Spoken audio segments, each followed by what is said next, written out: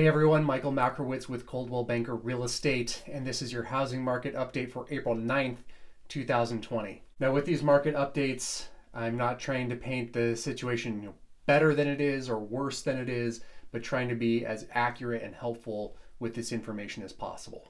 So since my last update video, obviously lots changed in that time period. We have the shelter in place order extended until May 3rd. We'll see if that gets extended past that. But also real estate being named as an essential business. And with some of the calls that I've gotten and some of the coworkers that I've spoken with, starting to realize why, because life doesn't stop. There's some people that have lost their jobs and they need to sell. And there's people that got their homes into escrow before all this started and they need a place to move to next. And there are some cases where showings are allowed, but it's still fairly narrow and stringent as how that gets applied. So you are allowed to view a vacant home, but not more than two people from the same household can be looking at that house at the same time. The other thing that's become somewhat of a challenge right now is lending. This is making lending institutions be much stricter, not only about their qualifying standards, but also the amounts and the types of loan products that they're offering. And looking at Santa Clara County as a whole over the last week, here's how things have gone. There's 190 new single-family homes, townhouses, and condos that have come on the market in the last week.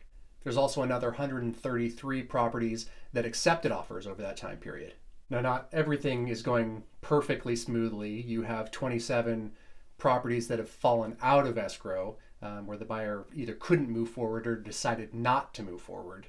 But you also have 177 properties that closed escrow with a median sales price of $1,250,000. So while things are slow, showings are difficult, properties are selling, properties are coming on the market, offers are being accepted.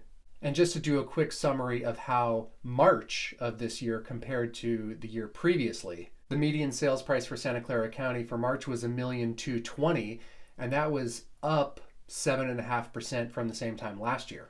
Now the number of sales was down from last March, down about 13%, but there's also about 39% fewer properties on the market now than there was the same time last March as well.